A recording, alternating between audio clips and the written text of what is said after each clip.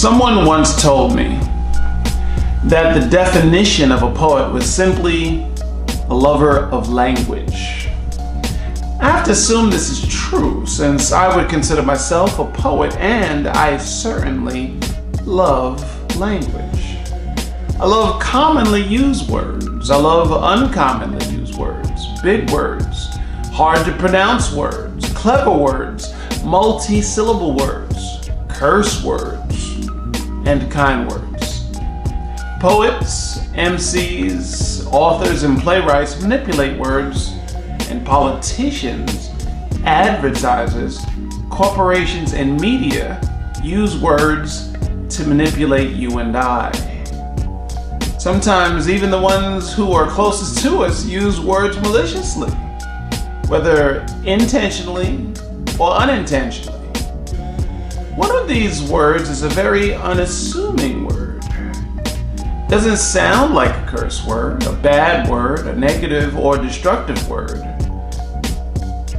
This word is deceptive in my opinion. The word is elusive and unassuming, harmless at first listen. The word could be used in any work environment, any church's pulpit, and even your mama's dinner table. This word may surprise you. Let's go. Ladies and gentlemen, boys and girls, dudes and dudettes, the sexy and the not so sexy, big children and little. Welcome to the information era, where everyone on the streets has a computer in their pocket, but nobody really knows shit. Let's think this through. Let's think this through. Let's think this through.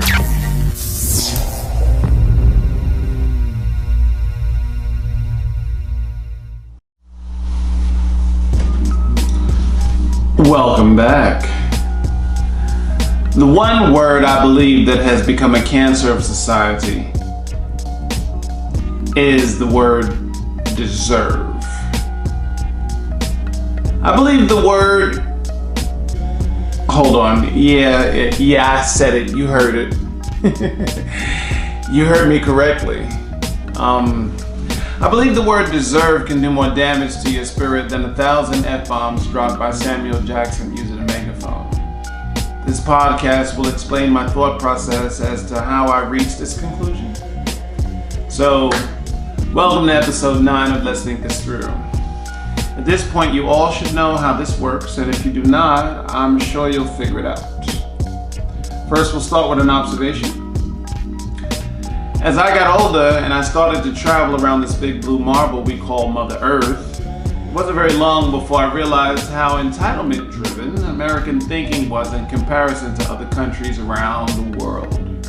Many Americans believe we are first or number one in all statistical categories. However, according to the U.S. News and World Report, the United States ranks 6th in the overall rankings. And judging by the other rankings online that I have found, the United States coming in 6th was a very generous ranking. Now, let's not get me fucked up. I really love my country. This country does many, many great things. I live here. I just think it is extremely arrogant to shout, "We're number one," when the average person shouting has never been outside of their hometown. Also, it is my experience that the best way to stop being number one is by believing that you are. Every champion knows that reaching the top and staying on top are not the same. Many arrogant individuals have had their spot taken simply because they felt so entitled to the number one spot, they stopped working hard to keep it. I see this attitude of entitlement every time I hear an American ridicule someone for not knowing English, as if the world is required to somehow adjust to our comfort level. Yeah, okay. Or better yet, Americans suggesting that all foreigners should learn English to me is passively suggesting that the world is only large enough for one language. Ironically, every time I have ever been outside of this country, every other non-American I have met was multilinguistic. Most knew their native tongue, and they could also speak the language of the countries that were closest to them. Also see entitlement in the newly identified Karen culture. Most Karens would ask me if I actually lived in my apartment even after they saw me use a key. I have heard entitlement every time someone suggested that blacks go back to Africa after building a nation with blood, sweat, and tears alongside other cultures who suffered the same way. I see this inside of extreme feminist views who audaciously ask themselves, would the world be a better place without men? Painting this fictional utopian world without testosterone in any living being as if aggression and anything else associated with testosterone is somehow the bane of mankind's existence. As if having any desire to build cities, conquer far-off lands, or cultivate the earth by farming, fishing, hunting, and all of that jazz is somehow not responsible for the very comfortable lives lived by the very ones making these claims. How did we get here? Is this level of arrogance supposed to be a natural byproduct of a young country being too successful too quick? I don't believe that. I do not believe that everyone in this country is capable of Kanye at the Grammys levels of entitlement. Not without a little help, at least. A little nudge. A little push in the direction of Fucktown. Someone put the batteries in our back. And as a result, we find ourselves out of balance with each other, out of harmony with nature and ourselves. So who is the man behind the curtain, pulling all of the strings like the great Wizard of Oz? The wizard behind the curtain in this scenario is named Edward Bernays. Take a long look at this guy's face. You are looking at the godfather of propaganda. His best known campaigns include a 1929 effort to promote female smoking by branding cigarettes as feminist torches of freedom, he called them. He was very successful. Before Bernays, advertisers would just promote a product by talking about the qualities of that product, i.e., this car gets great gas mileage. After Bernays, that same car becomes a symbol of status. Advertisers now promote that same car as the ultimate driving machine. Now, branding in of itself does not seem to be inherently evil, right? However, the road to hell is paved with good intentions. In his 1928 book, Propaganda, Bernays hypothesized that by understanding the group mind, it would be possible to manipulate people's behavior without their even realizing it. Without them even realizing it, really. Now, ain't that a bitch?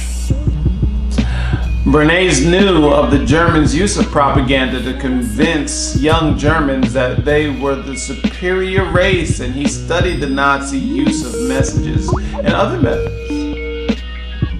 However, he changed the idea of propaganda to public relations to make his ideas and methods more acceptable in the United States. You know the next step, kids, don't you? This brings me to the question. I will ask this. Have corporations and advertisers used the word deserve to manipulate the public? My hypothesis that answered the question is, of course they have.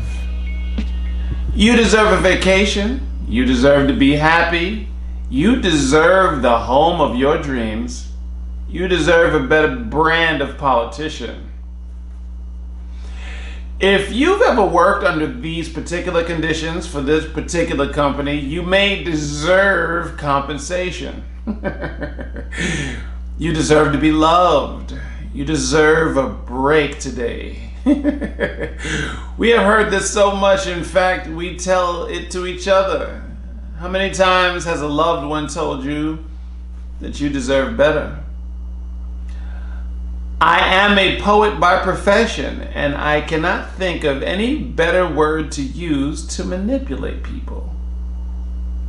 If you typed best ways to manipulate people into a Google search, you would be in for a long, long read. However, your common sense should tell you catering to someone's ego is one of the most effective, actually. All of this brings me to my prediction that is based on my hypothesis. There will not be any finger pointing in this episode. Sure, Edward Bernays may be the godfather of propaganda. Sure, corporations and advertisers will tell you almost anything to sell you and I product. However, ultimately, we decide if we are willing sheep that go along with the herd or not. It is futile to try and eradicate darkness since one cannot have light without it. It is silly to even question the motives of evil because evil doesn't need a fucking reason. Evil is evil because it can be. So, I predict that if we do not have a grounded sense of self-worth, someone somewhere will convince you that you deserve something that you never put the real work in to attain. My prediction is pride cometh before the fall. So if we do not figure out how to unplug ourselves from the matrix, the universe will undoubtedly do it for us. And we certainly won't enjoy the sting. Mother Nature can be a cruel mistress. This is the conclusion where I typically analyze the data, right? However, this time, I will do you one better. I will ask you to analyze your own. The questions I am about to ask you are like a super easy homework assignment from a substitute teacher you don't ever have to see again. Question number 1. When was the last time your ego was out of control? Answer honestly, please. Question number 2. What do you currently feel you deserve but haven't attained yet? Question number 3. Can someone who doesn't really know you honestly know what you deserve? Question 4. What was your greatest accomplishment and how hard did you have to work to get it?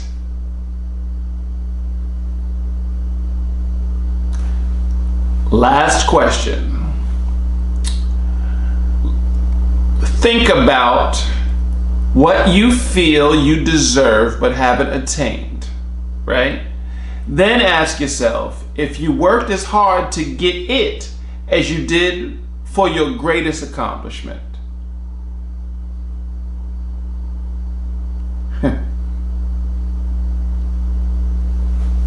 Until next time, take care of yourselves.